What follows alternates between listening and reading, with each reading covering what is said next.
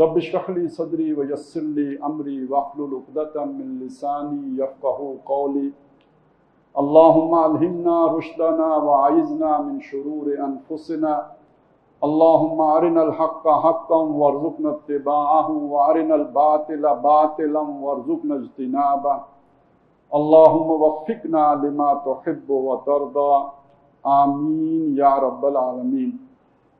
نبی صلی اللہ علیہ وسلم کا ایک قول مبارک آپ کو سنانا چاہتا ہوں کہ آپ نے فرمایا کہ اندیشہ ہے کہ لوگوں پر ایک ایسا زمانہ آ جائے گا یوشک ان یاتی علی الناس زمان لا یبقى من الاسلام الا اسمہ، اسلام میں اس کے نام کے سوا باقی کچھ نہیں بچے گا، ولا یبقى من القرآن الا رسمہ، اور قرآن میں اس کے الفاظ کے سوا کچھ نہیں بچے گا۔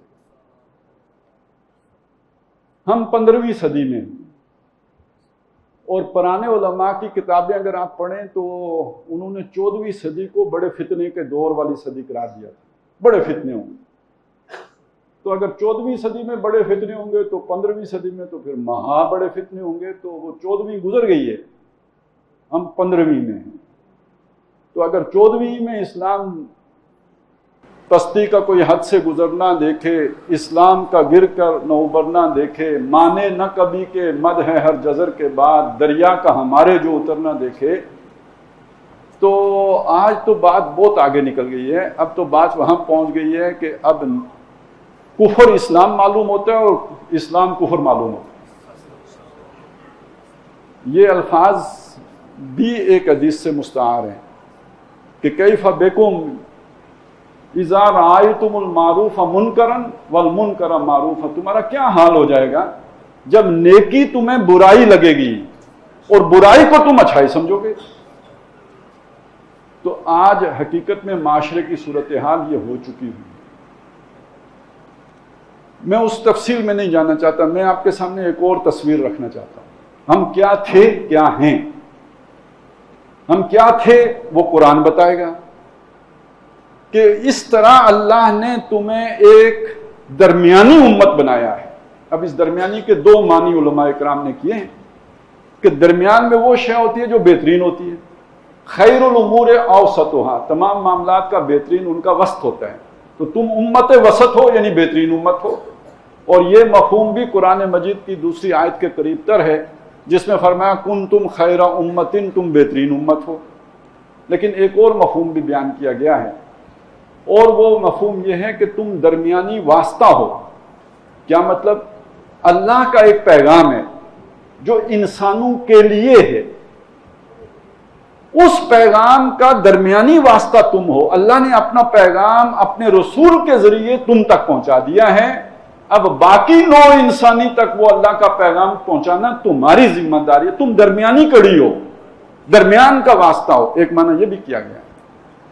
اور جو یہ خود آیت ہے، اس آیت کے مفہوم کے قریب تر یہ معنی ہے، اسی طرح ہم نے تمہیں درمیانی امت بنایا تاکہ رسول تم پر گواہ ہو جائیں، وہ اللہ کا پیغام جو لے کے آئے ہیں اس کی شہادت تمہارے اوپر قائم کر دیں، اور تم اس شہادت کو ساری نوع انسانی کے اوپر قائم کر دو۔ یہ جو مقام ہے نا، محمد الرسول اللہ مصطفیٰ ہیں یا نہیں ہے؟ احمد مجتبی، محمد مصطفیٰ، بہت لوگوں کو نہیں پتا، یہی شان اس امت کی بھی ہے۔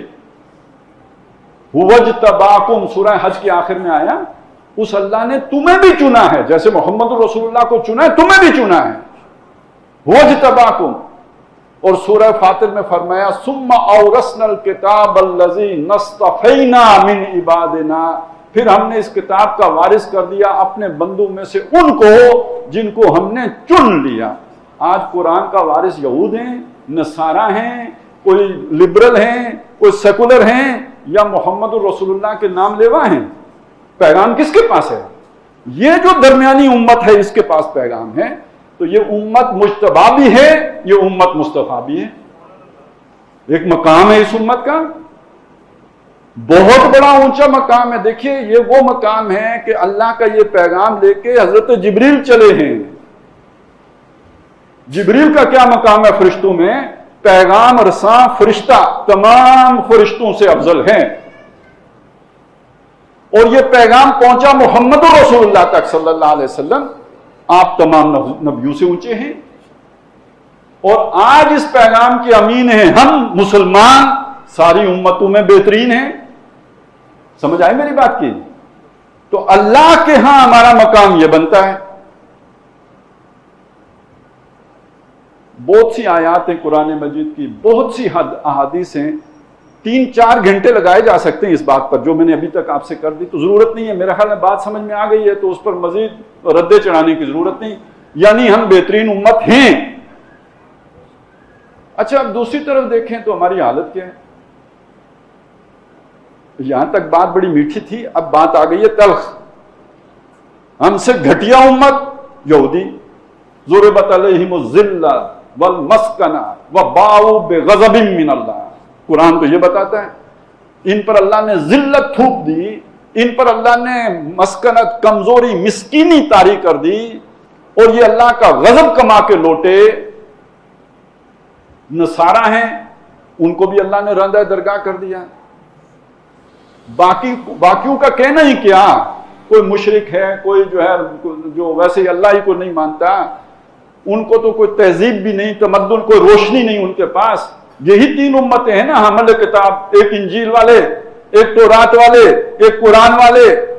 تو ان میں سے انجیل والے بھی اللہ نے رد کر دیے، تورات والے بھی رد کر دیے، بہترین امت آپ کو قرار دے دیا، اور دنیا میں حالت یہ ہو گئی کہ وہ جو گھٹیا ترین ہیں وہ آج دنیا میں عزت سے ہیں۔ اسرائیل کو دیکھ لیں، یہودیوں کو دیکھ لیں، عیسائی ممالک کو دیکھ لیں، ہندوؤں کو دیکھ لیں، اور مسلمانوں کی ساری دنیا میں درگت بن رہی ہے۔ کوئی عزت نہیں ہے، کوئی حیثیت نہیں ہے۔ یعنی دنیا کے دیکھیں نا، یہ مسجد ہے، اس مسجد کے کچھ فیصلے ہوتے ہیں، آپ نے فیصلہ کیا مجھے بلائیں گے، تو کچھ لوگوں نے بیٹھ کے مشورہ کیا نا، وہ اس مسجد کے صاحب اختیار لوگ ہیں جنہوں نے فیصلہ کیا۔ اسی طرح دنیا کے بھی تو فیصلے ہوتے ہیں نا، وہ فیصلے بیٹھ کے کہیں مسلمان کرتے ہیں، یا جہاں وہ فیصلے ہوتے ہیں وہاں مسلمانوں سے کوئی پوچھتا ہے کہ بھائی صاحب آپ کی کیا رائے ہے؟ کوئی گھاس ہی نہیں ڈالتا۔ اور فیصلے کیا ہوتے ہیں؟ فیصلے یہ ہوتے ہیں کہ عراق کو تباہ کر دو، فیصلے کیا ہوتے ہیں؟ افغانستان کو تباہ کر دو، فیصلے کیا ہوتے ہیں؟ لیبیا کا ستیہ ناش پھیر دو، شام کی درگت بنا دو، چمڑا اتار دو۔ اور اب ہماری باری بھی لگ گئی ہے۔ حالات بتا رہے ہیں کہ جو افغانستان کے ساتھ ہوا، جو عراق کے ساتھ ہوا، وہ تلا کھڑا ہے ہمارے اوپر بھی۔ اس کو چھوڑیے، دنیا کو ایک طرف رکھیے، میں آپ کے سامنے سوال یہ رکھنا چاہتا ہوں کہ ہمارا رب علی کل شیء قدیر ہے یا نہیں؟ اس کے اذن کے بغیر کائنات میں پتا بھی جنبش کر سکتا ہے؟ نہیں۔ ہم اگر عزت والے ہیں تو بے عزت کیوں ہیں؟ اللہ بے بس ہو گیا؟ نعوذ باللہ من ذالک، ایسا تو ہو نہیں سکتا۔ یہ یہودی، یہ شیطان، یہ اللہ سے زیادہ طاقتور ہو گئے ہیں؟ یہ ہو نہیں سکتا۔ تو پھر اللہ ہماری مدد کیوں نہیں کرتا؟ ایک فرق نوٹ کیجئے، دیکھیے حضرت حسین رضی اللہ تعالیٰ عنہ بھی شہید ہو گئے، لیکن عزت پہ تو کوئی فرق نہیں آیا۔ عزت تو ان کی آج بھی ہے۔ یزید کی عزت نہیں ہے، حضرت حسین کی عزت ہے۔ لیکن ہماری یہ عزت بھی نہیں ہے نا، مر کے بھی عزت نہیں ہے، ذلت ہی ہے۔ عزت کی موت بھی نہیں ہے، نہ عزت کی زندگی نہ عزت کی موت۔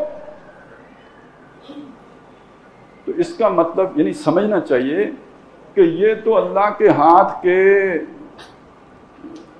یوں سمجھیے کہ وہ جیسے ہاتھوں کی میل ہوتی ہے نا دولت، اس طرح یہ تو اللہ کے سپاہی ہیں۔ کون؟ یہ جو ہمیں پیٹ رہے ہیں، جو ہمیں مار رہے ہیں، ہم اصلاً اللہ کے مجرم ہیں۔ ہم نے کوئی کام گڑبڑ کیا ہے، کوئی اونچ نیچ کی ہے، اللہ نے ہمیں چنا، ہم لاڈلے، ہم پیارے، ہم مصطفیٰ، ہم مجتبی، لیکن کچھ ایسا ہم سے ہوا ہے کہ جس کی وجہ سے اللہ ہم سے خفا ہے۔ تو یہ سمجھ لیجئے کہ جن کو اللہ تعالیٰ یہ مقام دیتا ہے نا، تو ان کی باز پرس بھی ذرا باقیوں کی نسبت سخت ہوتی ہے۔ ایک مثال قرآن مجید میں اللہ تعالیٰ نے ہمارے لیے چھوڑی ہے، شاید اسی بات کو سمجھنے کے لیے چھوڑی ہے۔ اللہ کے نبیوں میں سے، اللہ کے رسولوں میں سے ایک رسول حضرت یونس علیہ السلام تھے. نام سنا ہوگا آپ نے، اور ان کا قصہ بھی سنا ہوگا کہ وہ مچھلی کے پیٹ میں چلے گئے تھے. بھلا کیوں گئے تھے؟ اللہ کا رسول وہ مچھلی کے پیٹ میں کیوں چلا گیا؟ ان کے پاس بھی اللہ کا پیغام آیا تھا. وہ پیغام بھی اپنے پاس رکھنے کے لیے نہیں تھا، لوگوں کو پہنچانے کے لیے تھا. انہوں نے پہنچایا، اور اس شان سے پہنچایا کہ اللہ نے فیصلہ کر دیا کہ یہ قوم ہلاک ہوگی. اس نے نہیں مانا، ہمارا پیغام اس کو پہنچ گیا، سمجھ آ گئی، یہ اب ہلاک ہوگی. حضرت یونس علیہ السلام کو بتا دیا گیا کہ آپ کی قوم ہلاک ہوگی. اس کا مطلب کیا ہے کہ حضرت یونس علیہ السلام نے اپنا کام پورا کر دیا تھا. جب تک رسول اپنا کام پورا نہ کرے امت ہلاک نہیں ہوتی. یعنی کام پورا ہو گیا. اس کے بعد کیا ہوا؟ ہوتا یہ ہے جیسے کوئی بھی پولیس آفیسر اپنی جگہ نہیں چھوڑ سکتا جہاں اس کی ڈیوٹی لگی ہو. کوئی فوجی اپنا مورچہ نہیں چھوڑ سکتا. کوئی ڈپٹی کمشنر اپنا ضلع نہیں چھوڑ سکتا. اللہ کا رسول بھی اپنی جگہ نہیں چھوڑ سکتا. وہ بھی اپوائنٹڈ ہوتا ہے نا، مامور من اللہ ہوتا ہے نا، تو کسی ایریا کے لیے مامور ہوتا ہے. وہ اپنا ایریا نہیں چھوڑ سکتا جب تک کہ اللہ کی طرف سے اجازت نہ آئے. حضرت یونس علیہ السلام کو افسوس ہوا کہ قوم ہلاک ہوگی، مایوسی ایک طرح کی، اور اس میں آپ اپنے فیصلے سے اللہ سے پوچھے بغیر اپنا علاقہ چھوڑ کے چل پڑے. اتنی ساری فرق کی بات تھی، اتنی آنچ کی فرق رہ گیا، معاملہ الٹ ہو گیا. حضرت یونس علیہ السلام مچھلی کے پیٹ میں، وہ قوم جس نے ہلاک ہونا تھا اس پر آیا ہوا عذاب ٹل گیا. بات سمجھ میں آ جائے گی؟ یہ قرآن تھا اس ساری دنیا تک پہنچانے کے لیے. ہمارے پاس اللہ کی امانت، ہم چنیدہ کہ ہم نے یہ پیغام لوگوں تک پہنچانا ہے. اگر ہم پہنچاتے اللہ ہمیں عزت دیتا ہے اور باقیوں کا ہمارا خادم بناتا. ہم نے نہیں پہنچایا، بات الٹ ہو گئی. ہم تکلیف میں، ہم اذیت میں، ہم ذلت میں، ہم رسوائی میں، اور وہ ہمارے اوپر سوار.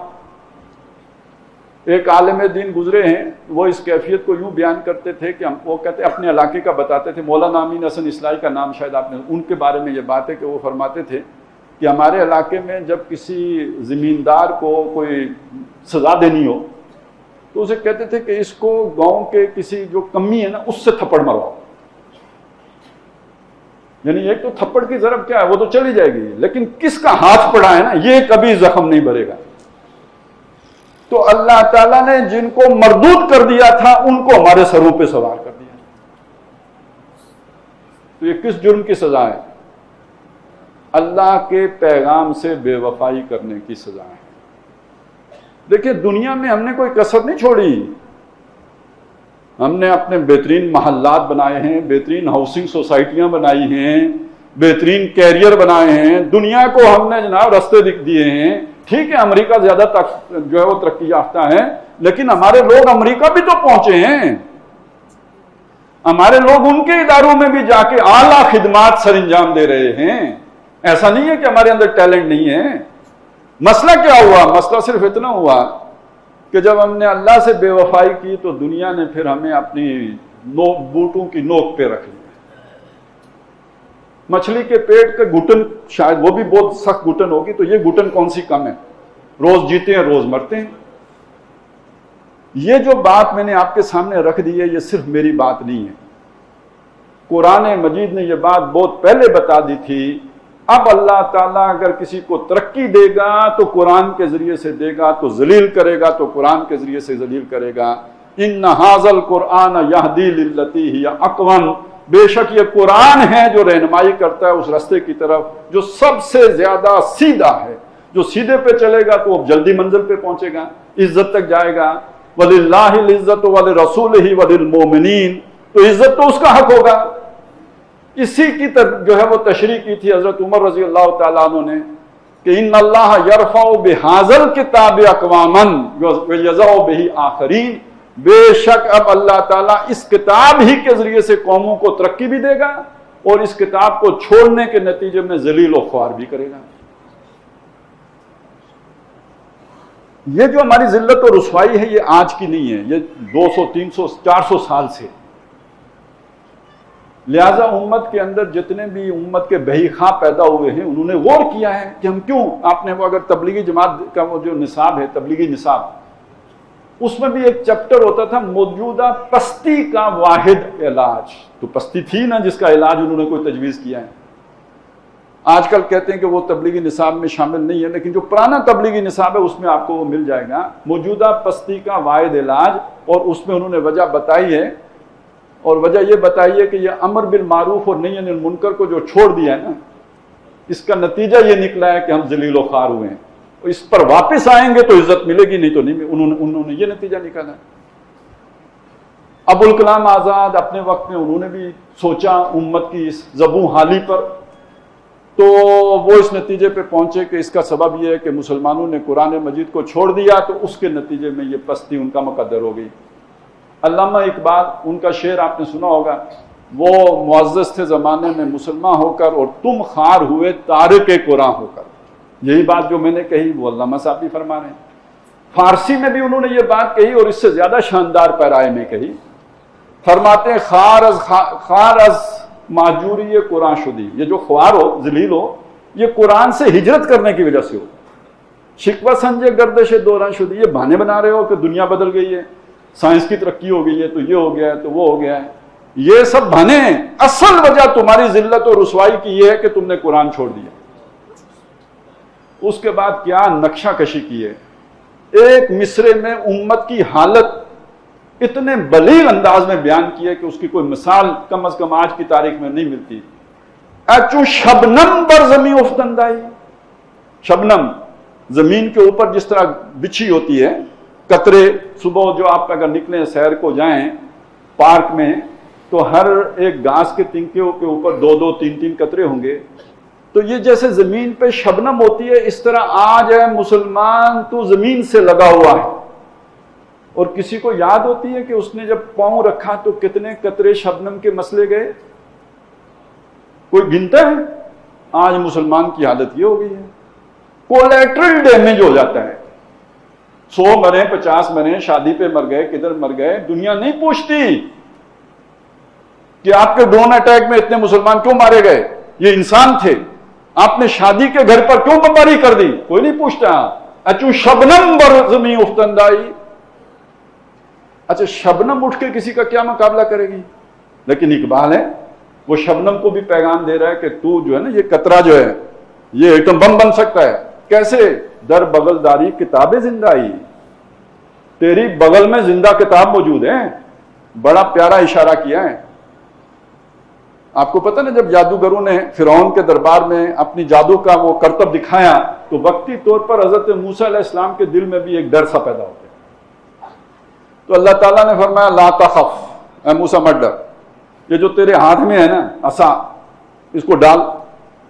جب انہوں نے ڈالا تو سیکنڈوں میں وہ چٹ کر گیا، کچھ باقی نہیں بچا، موسیٰ علیہ السلام سربلند ہو گئے، جادوگر جو ہے وہ سجدے میں گر پڑے۔ تو تمہاری بغل میں بھی ایک زندہ کتاب عصائے موسیٰ کی طرح موجود ہے جو اس ساری ٹیکنالوجی کو اپنا غلام بنا سکتی ہے، اور قرآن مجید ہے۔ جیسے جادوگر سجدہ ریز ہوئے تھے اسی طرح سائنٹسٹ سجدہ ریز ہو سکتے ہیں، لیکن تم اس قرآن کے پیغام کو پہنچاؤ تو صحیح۔ تو اقبال نے بھی یہی پہلی بات یہ کہ مرض بھی یہی تشخیص کیا کہ تم قرآن کو چھوڑ بیٹھے ہو اس لیے ذلیل ہو، علاج بھی یہی تجویز کیا کہ اس کے ساتھ آ جاؤ، جڑ جاؤ، کامیاب ہو جاؤ گے۔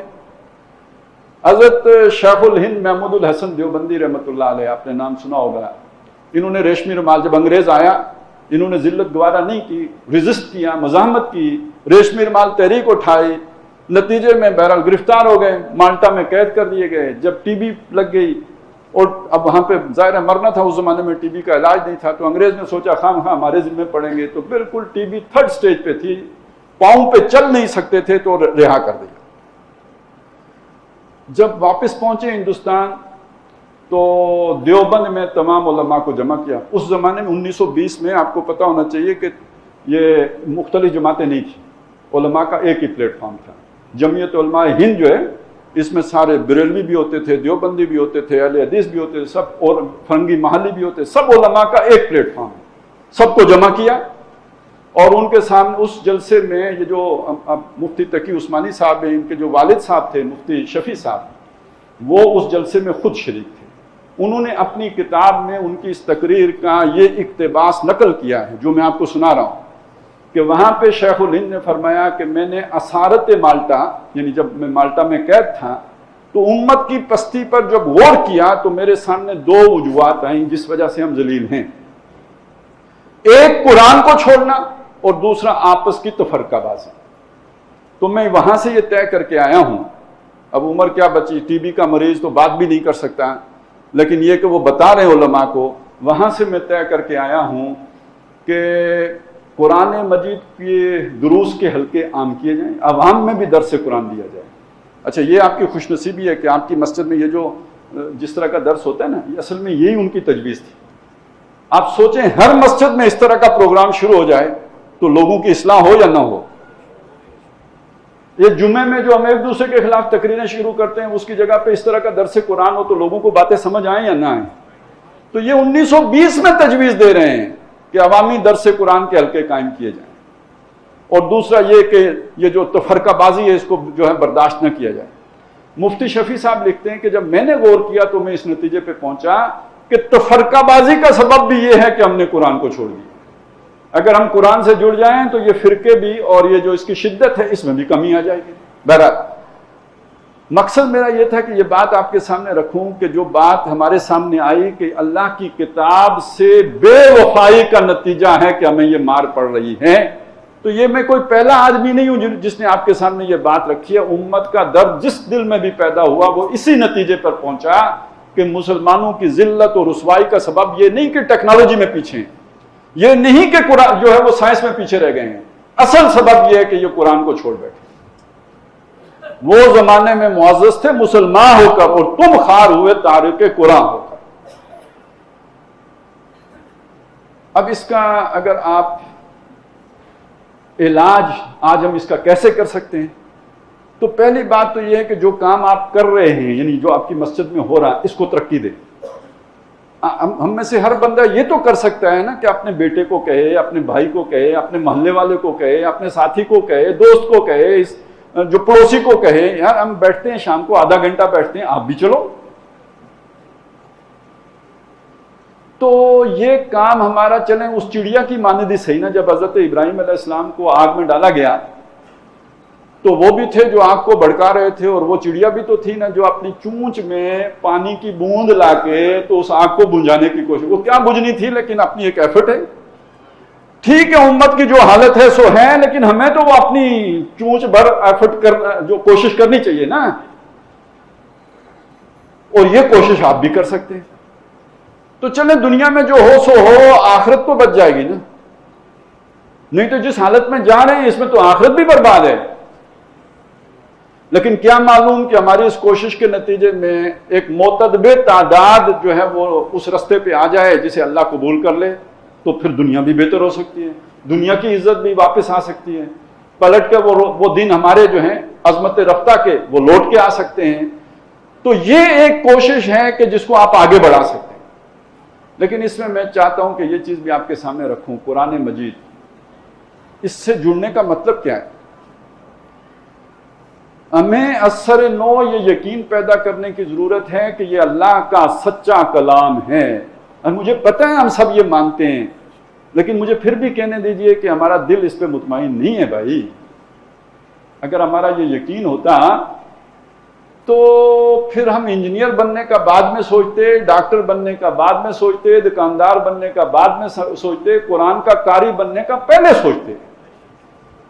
ہمارا عمل بتا رہا ہے کہ ہمارا یہ یقین اس پر اس طرح کا نہیں ہے. تو پہلی بات تو وہ یقین دوبارہ پیدا کرنے کی. یہ اللہ کا کلام ہے، اس میں کسی شوشے کا فرق نہیں ہوا ہے. جیسے لوح محفوظ میں تھا ویسے ہمارے پاس پہنچا ہوا ہے. ہماری دنیا اور آخرت کی فوز و فلاح اس کے ساتھ جڑی ہوئی ہے. یہ اللہ کی رسی ہے جو آسمان سے زمین تک تنی ہوئی ہے. جیسے کہیں آپ جب کوئی آگ لگ جائے، ریسکیو کرنا ہو، کسی کو نکالنا ہو، کیسے نکال؟ رسا ڈالا، جس نے رسا پکڑ لیا وہ بچ جائے گا، جو نہیں پکڑے گا وہ جل جائے گا. یہ دنیا میں ایک عذاب آیا ہوا ہے، بچے گا وہ جو اس رسی کو پکڑ لے گا، اس کا ایک سرا تمہارے ہاتھ میں ہے، دوسرا سرا اللہ کے ہاتھ میں۔ یہ یقین کہ بچت اب اس کے ساتھ ہے۔ سورہ کہف میں اللہ تعالیٰ نے اصحاب کہف کا ذکر کرنے کے بعد نبی صلی اللہ علیہ وسلم کو جو حکم دیا، خلاصہ یہ، یعنی پورا واقعہ سنایا، اب اس کا سبق نکال کے پیش کیا۔ سبق کیا ہے؟ سبق یہ ہے کہ وَاتْلُ مَا أُوحِيَ إِلَيْكَ مِن کتاب ربک، اے نبی جن حالات سے وہ اصحاب کہف دو چار تھے، غار میں جا کے انہوں نے پناہ لی تھی، مکے میں وہ حالات آپ کے بھی بن گئے، جان پر بن گئی ہے، یہ تل گئے ہیں آپ کی جان لینے پر، تو آپ تلاوت کیجئے اس چیز کی جو آپ پر آپ کے رب نے نازل کی ہے، وحی کی ہے، اس کی تلاوت کیجئے۔ وَلَن تَجِدَ مِن دُونِهِ مُلْتَحَدًا، اس کے سوا آپ اپنے لیے کوئی پناہ گاہ نہیں پائیں۔ سمجھ آئی؟ اصحاب کہف کے لیے کھو پناہ گاہ ہو سکتی ہے، مسلمانوں کی پناہ گاہ قرآن کے علاوہ کوئی بھی نہیں ہے۔ یہ رسی ہے، اس کو پکڑ لو، وَاعْتَصِمُوا بِحَبْلِ اللَّهِ جَمِيعًا، یہ آپ کے نجات کا اور بچت کا اور بچاؤ کا اور ہر مصیبت سے نکلنے کا راستہ یہ ہے۔ تو یہ یقین کامل ہونا، یہ علیحدہ ایک پوری محنت درکار ہے۔ میں اس پہ اور بس یہ صرف آپ کے سامنے ایک بات رکھ دی ہے۔ اگلی بات، اس قرآن مجید کو صرف ہم عشاء کے بعد سننے لیں، اس کو پڑھیں، مطلب ہم میں سے ہر آدمی کا 24 گھنٹے میں ایک معتدب وقت اتنا ہونا چاہیے کہ جو قرآن کے ساتھ بسر ہو۔ جو وقت قرآن کے ساتھ بسر ہو رہا ہے وہ اللہ کے ساتھ بسر ہو رہا ہے، اللہ کا کلام ہے۔ قرآن کا محض دیکھنا، ایک آدمی نہیں پڑھ سکتا، دیکھتا ہے وہ بھی ثواب ہے۔ اس کے حروف پر انگلی پھیرنا، اس کا بھی ثواب ہے، برکت بھی ہے۔ اس کا پڑھنا، ایک ایک حرف پر 10 نیکیاں ہیں، حرف پر، لفظ نہیں کہہ رہا ہوں، حرف پر۔ الف ایک حرف ہے، لام ایک حرف ہے، میم ایک حرف ہے، 30 نیکیاں تو یہ ہوگی۔ ہر حرف پر 10 نیکیاں ہیں۔ اگلی بات یہ ہے، آپ ذرا سوچئے گا جو میں کہنے لگا ہوں، جو آدمی اسے سمجھ کر پڑھ رہا ہوگا اس کی نیکیوں کی مقدار کیا ہوگی۔ یہ تو صرف نہ سمجھ کے بھی جس نے صرف پڑھا ہے اس کی یہ نیکیوں کی تعداد ہے، جو سمجھ کر پڑھ رہا ہوگا اس کی نیکیوں کا کیا تصور ہے، کبھی سوچا؟ اور جو اس پر عمل کرنے والا بن جائے اس کا کیا مقام ہے۔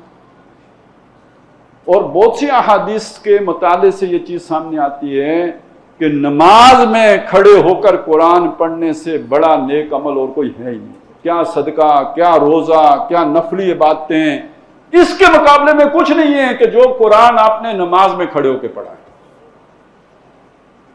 ہمیں تو وہی معلوم ہے جو ہم فرض نمازوں میں پڑھتے ہیں، لیکن یہ کہ اصل قرآن مجید تو وہ جو آپ اپنے نوافل میں پڑھتے ہیں، جس کا مطلب ہے کہ پڑھنے کا ایک مطلب یہ بھی ہے کہ آپ قرآن کا کچھ حصہ یاد کریں، پھر اسے اپنی نمازوں میں پڑھیں۔ یعنی میں کیا کہہ رہا ہوں کہ قرآن پڑھیں بھی، لیکن قرآن کچھ نہ کچھ یاد بھی کرتے رہیں۔ ضروری نہیں کہ آپ پورے 30 پاروں کے حافظ بن جائیں، لیکن یہ تو ہو سکتا ہے نا کہ جسے آخری 10 صورتیں یاد ہیں وہ کوشش کرے میں 20 صورتیں یاد کر رہا ہوں، جسے 20 یاد ہے وہ کوشش کرے آخری پارہ یاد کر لوں، جسے آخری پارہ یاد ہے وہ کوشش کرے آخری منزل یاد کر لے، سورہ بقرہ یاد کر لیں۔ آپ کو میری بات شاید عجیب لگے لیکن آپ شروع کریں تو ہو سکتا ہو جائے، آپ کی زندگی میں ہو جائے۔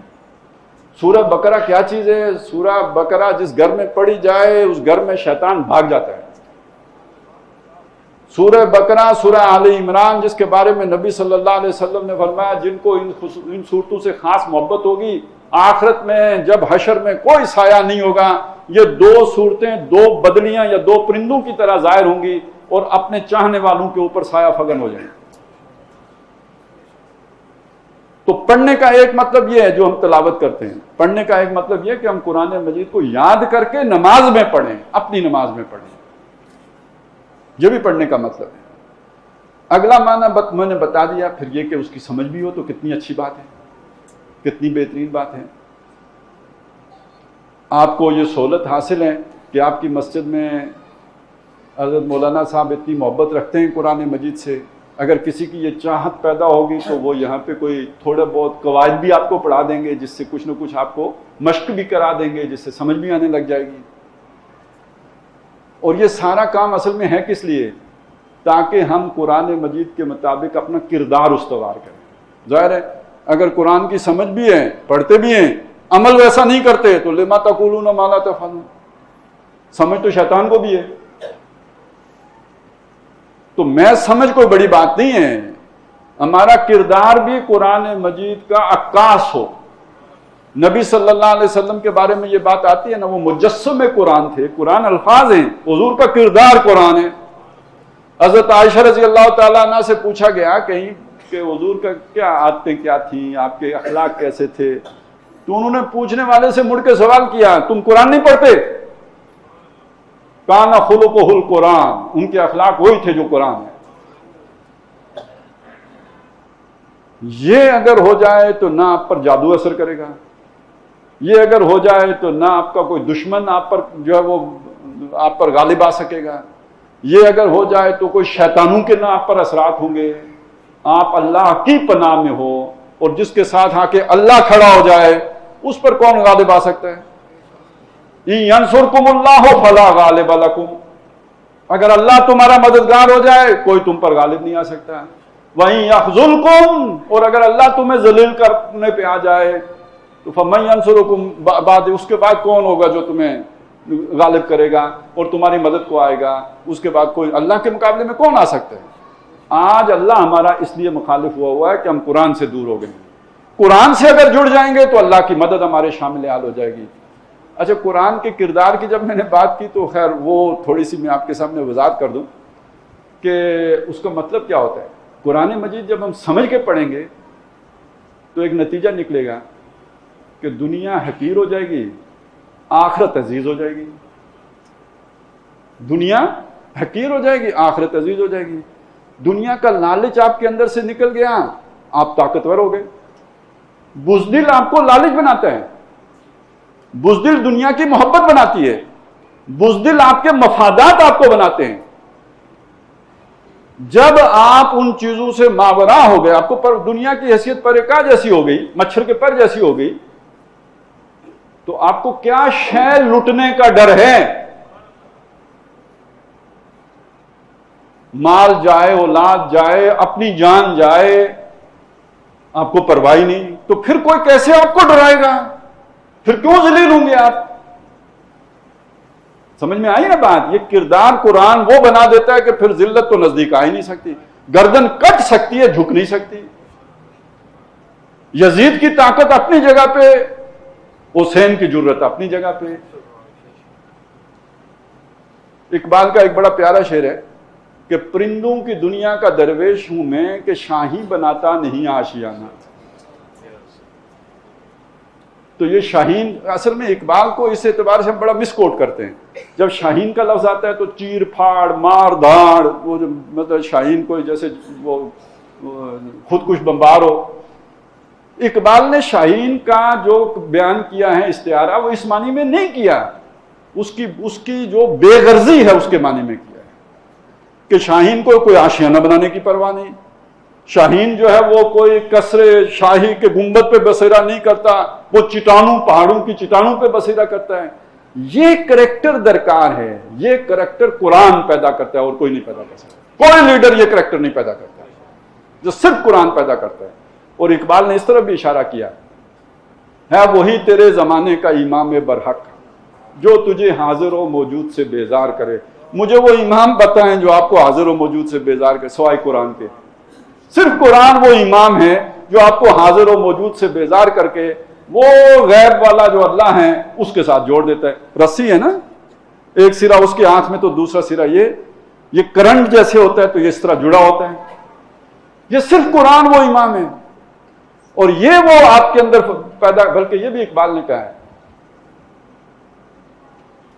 جز بقرآن زیغمی روبائی است. قرآن کے بغیر شیر یعنی جس کا پوٹینشل شیر کا ہے وہ بھی لومڑی ہوتا ہے. مطلب ایک ایسا انسان جو شیر بن سکتا ہو، ٹیپو سلطان بن سکتا ہو، وہ لومڑی کی طرح چالاک، عیار، مکار، یہ تو بہت ہوگا. جرت، بہادری اس کے اندر بالکل نہیں ہوگی. جذبہ قرآن زیرمی روبائی است، فقر قرآن اصل شہنشاہی است. قرآن جو بے نیازی عطا کرتا ہے، فقیری کا لفظ ہے. یہ فقیر کا مطلب ہم جو جس کے پاس دولت نہ ہو وہ لے لیتے ہیں. فقیر اصل میں وہ شخص کہ جس کے اندر غنا آ گیا ہے، استغنا، مستغنی ہو گیا، اسے پرواہ نہیں کہ کیا ہے کیا نہیں ہے. ہے تو لٹنے کا خوف نہیں ہے تو ہونے کا کوئی لالچ نہیں. یہ فقیر ہے. جو ہے اس پہ راضی ہے، تھوڑا ہے یا بہت ہے اس پر خوش ہے، مزید کا لالچ نہیں ہے. یہ فقیر. یہ فقیری کون پیدا کرتا ہے؟ آکسفورڈ یونیورسٹی ہے. آکسفورڈ والے جو ہمیں ملے ہیں، جو انہوں نے ہمارا حشر کیا، وہ آپ کے سامنے ہے. کون سی درسگاہ ہے جو یہ فقیری پیدا کرتی ہے؟ سب دنیا سکھاتے ہیں. یہ صرف قرآن کی درسگاہ ہے جو یہ فقیر. یہ شاہی بناتا نہیں آشیانہ، یہ فقیری قرآن سکھاتا ہے.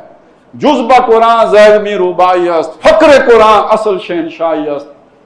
فقر قرآن اختلاط ذکر و فکر. قرآن کا یہ جو فقر حاصل ہوتا ہے، یہ دو چیزوں کے مجموعے سے حاصل ہوتا ہے. ایک ذکر، دوسرا فکر. ذکر کیا ہوگا مطلب؟ تلاوت، پڑھنا، وہ جو میں نے آپ کو بتایا، نماز میں پڑھنا، بار بار پڑھنا، حفظ کرتے ہوئے ایک ایک آیت کو کتنی دفعہ پڑھنا پڑتا ہے، یہ سب ذکر ہے. اور فکر کیا ہے؟ اس پر تدبر کرنا، غور و فکر کرنا، کیا معنی ہے اس کا، اللہ کیا چاہ رہا ہے. تو یہ دو چیزوں کے مجموعے سے پھر وہ سوچ پیدا ہوتی ہے جو وہ بے نیازی دے دیتی ہے. اور بڑی پیاری آخری بات ہے، اور یہ آپ کے کام آئے گی، اس کو بھی یاد رکھیے کہ فکر کامل نہ دیدم جذبہ ذکر. میں نے کسی مفکر کا فکر کامل نہیں دیکھا اگر اس کے اندر قرآن مجید سے یہ ذکر والا تعلق نہیں ہے. تو یہ جو مفکرین ہیں نا دنیا کے، جو چکنی چپڑی باتیں تو بہت کرتے ہیں، لچھے دار باتیں بڑی کرتے ہیں، بڑی دل میں جو ہے نا جیسے اتر جائیں ایسی باتیں کر لیتے ہیں، لیکن یہ سب دھوکہ، فریب، زخرف القول غرورا، ملمہ کی ہوئی دھوکے کی باتیں ثابت ہوتی ہیں، ان کی کوئی حقیقت نہیں ہوتی. جس کا قرآن سے مضبوط تعلق نہ ہو وہ کبھی جامع مفکر ہو ہی نہیں سکتا. فکر کامل نہ دیدم جذبہ ذکر. تو یہ قرآن مجید، یہ عظیم نعمت ہماری عزت کا ذریعہ، ہمارے فکر و فہم و تدبر و غور و فکر کا محور، اور ہمارے لیے امام، رہنما، لیڈر. یار یہ بھی نقطے کی بات آپ کے سامنے عرض کر دوں، کام آئے گی. جس کو سمجھ آ گئی اسے کام آئے گی. اللہ نے نبوت ختم کر دی. کیوں؟ اب اللہ نہیں چاہتا کہ کوئی انسان کسی دوسرے انسان کی اس طرح کی اطاعت کرے جیسے نبی کی جاتی ہے. سمجھ آئی میری بات؟ یہ شخصیت پرستی کی اب ختم کرنا چاہتے ہیں اللہ. انسان کو چاہتے ہیں اپنے پاؤں پہ خود کھڑا ہو جائے. وہ کھڑا کرنے کے لیے سہارے کے طور پر اللہ نے قرآن بھیجا ہے. اس کو پکڑ کے کھڑے ہو جاؤ. اب کسی کو اور کو مرشد نہ بناؤ، یہ تمہارا مرشد ہے. مت پکڑو کسی اور کو کا دامن کہ وہ تمہیں اللہ سے ملائے گا. اللہ نے خود آسمان سے رسی ڈالی ہوئی ہے، پکڑ لو اس کو، جڑ جاؤ گے اللہ سے. یہی وسیلہ ہے. یبتغون الی ربہم الوسیلہ، یہ وسیلہ ہے جو اللہ نے اتار دیا ہے. تو خدا کے لیے خود بھی جڑ جائیں اس کے ساتھ، اپنے بھائیوں کو، دوستوں کو بھی، ساری امت کو اس کے ساتھ جوڑیں. ہماری فوز و فلاح اور کامیابی اور ناکامی کا دار و مدار اسی پر ہے. آخری بھی ایک حدیث سنا دوں کہ جس میں نبی صلی اللہ علیہ وسلم نے فرمایا، القرآن حجت لک او علیک. یہ جو قرآن ہے آخرت میں یا تمہارے حق میں وکیل بنے گا یا تمہارے خلاف وکیل بنے گا، مقدمہ لڑے گا اپنا.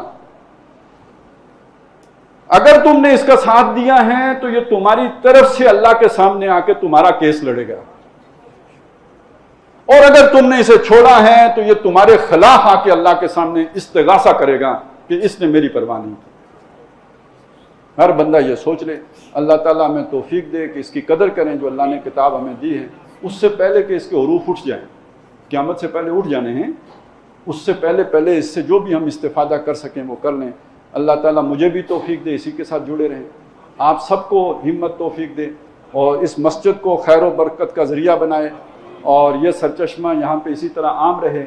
اور اس سے فیضیاب ہونے والوں کی تعداد میں اللہ تعالیٰ اضافہ فرمائے۔ اقول قولی ھذا واستغفر اللہ لی ولکم ولسائر المسلمین والمسلمات۔